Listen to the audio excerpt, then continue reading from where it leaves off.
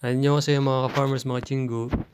So ayun guys, hindi pala dumating yung kapalitan ko. Alam ko taga Cebu yung papalit sana sa akin kaso hindi sila nakarating. So kailangan ko daw mag-extend ng 3 months sabi ni Amo. Halos 1 week na yung ulan dito guys kaya wala kaming gaanong trabaho.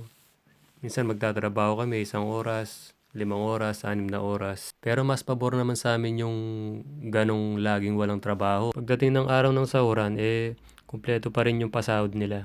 Katulad yung ginagawa ko na yan, ngayong araw na to, yan lang yung ginawa ko. Wala mang 1 oras yan. Tinapon ko lang sa basurahan. Pagod talaga guys pagdating mo sa dagat, yung trabaho doon.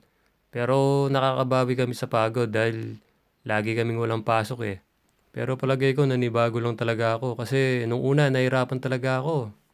Pero ngayon minamani ko na lang yung trabaho dun sa dagat. Naglalaro-laro na lang ako dun. Sa umpisa lang mahirap guys pero pagka nagtagal ka na, araw-araw kang napunta sa dagat. Pag nakabisado mo, okay na parang wala na lang sa'yo. Sa totoo lang guys, sa unang buwan ko pa lang sinasabi na ng mga amo ko magpa-extend ako. Pero sabi ko sa kanila, hindi ko alam kasi hindi ko alam yung trabaho dito. Nahihirapan ako, sabi ko sa kanila. Pero okay lang yan, hindi ka pa sanay, sabi nila.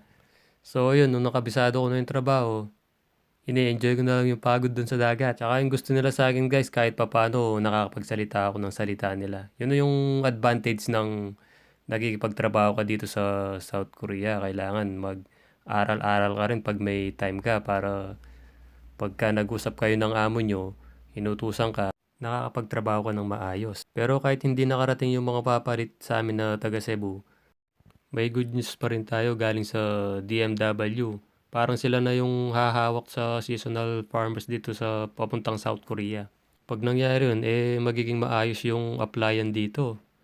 Ang kinaganda nun, tatanggalin na yung mga broker at magkakaroon na kayo ng benefits galing sa government dito. At yan guys, dun sa first batch namin na galing Santa Rita, alam ko nasa 60 plus yata kami. Pero alam ko 10 na lang kaming nagpa-extend. Ayan si Dong. Siya yung naglibre ng sa amin nung nakarang araw. Kimbap ramyun yung kinakain namin. Tapos yan si Boss Denny Pingol ng Tarlac. Na-extend din yan, automatic yan kasi pabalik-balik na lang dito yan eh. Ace player ng yan, Tarlac. Siya yung pinakamagaling dito pagtrabaho dito sa dagat.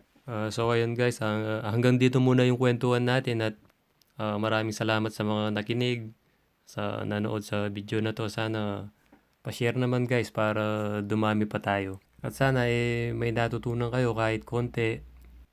At sa mga ka-EPS natin dyan, malapit na yung examination. So, mag-aral ng mabuti. Focus lang guys at sana makarating din kayo dito. So, ayun guys, congratulations uli sa mga kabats ko dyan na taga Santa Rita na na-extend. God bless sa ating lahat. More blessings. At mag-ingat tayo palagi pagdating sa trabaho guys. Maraming salamat. Bye-bye.